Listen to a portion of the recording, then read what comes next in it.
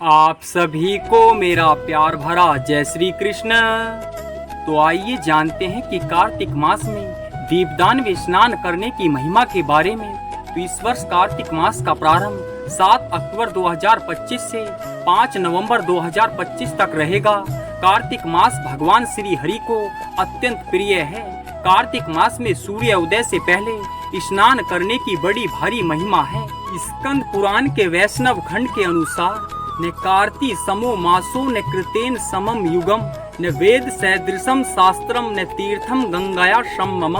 अर्थात कार्तिक के समान दूसरा कोई महीना नहीं, वेद के समान कोई शास्त्र नहीं है, सतयुग के समान कोई युग नहीं और गंगा जी के समान कोई तीर्थ नहीं है। आगे शास्त्रों में लिखा है कि तुलायाम तिल तैलेन साय काले समागते आकाश दीपम यो दघान मास मेकम हरि प्रति महति श्रेय माप नोति रूप सौभाग्य संपदम।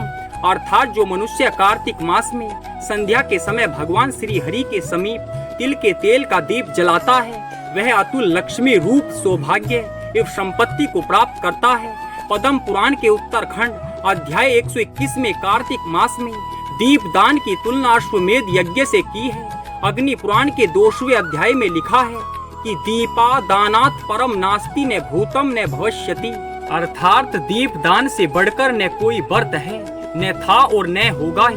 शास्त्र कहते हैं कि सूर्य ग्रह कुरुक्षेत्रे नर्मदायाम शशि ग्रह तुला दानस्य यत् पुण्यम तदत्र दीप दानत। अर्थात कुरुक्षेत्र में सूर्य ग्रहण के समय और नर्मदा में चंद्र ग्रहण के समय अपने वजन के बराबर स्वर्ण के तुला दान करने का जो पुण्य है वह केवल दीप दान से मिल जाता है। ब्रह्मवैवर्त पुराण में आया है कि जो मनुष्य कार्तिक मास में भगवान श्री हरि के सामने घी का दीप जलाता है, वह जितने पल दीपक जलता है उतने वर्षों तक हरि धाम में आनंद पाता है, फिर अपनी योनि में आकर विष्णु भक्ति पाता है और वह महाधनवान नेत्र की ज्योति से युक्त तथा दीप्तिमान रहता है।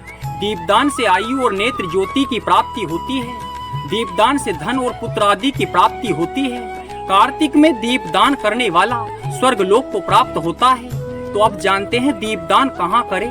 तो पद्म पुराण के अनुसार देवालयों में यानी मंदिरों में, गौशाला में, शिवलिंग के समीप, पीपल वृक्ष के नीचे, तुलसी जी के समक्ष, नदी किनारे, सड़क पर, चौराहे पर, ब्राह्मण के घर में, भगवान हरि के समीप, शमशान में और अपने घर में दीपदान करना चाहिए। पद्म पुराण के अंतर्गत आता है कि कार्तिक मास में जो तुलसी की लकड़ी से दिया जलाता है वह एक दिया जलाना 10,000 दियों के बराबर है।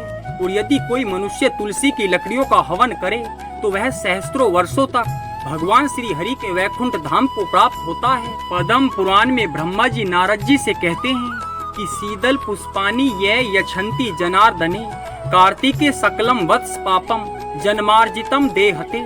अर्थात जो लोग कार्तिक में भगवान जनार्दन को तुलसी पत्र और मंजरी अर्पित करते हैं उनका जन्म भर का किया हुआ सारा पाप जलकर भस्म हो जाता है। दीपदान करने से मनुष्य नरक जाने से बच जाता है।